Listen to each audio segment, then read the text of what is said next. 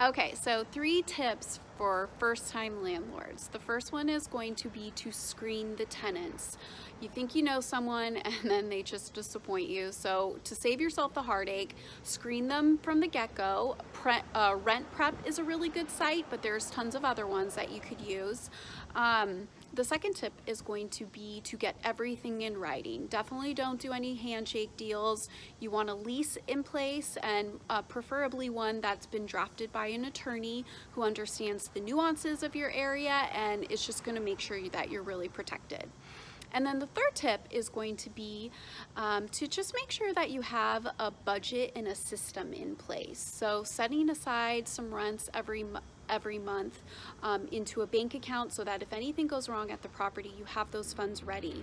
And then by systems, I really mean, is it going to be you who's going to go to fix the toilet if it breaks, or if you're going to, have a handyman in place? Just make sure you have systems ready so that you're not thrown for a loop when anytime something comes up.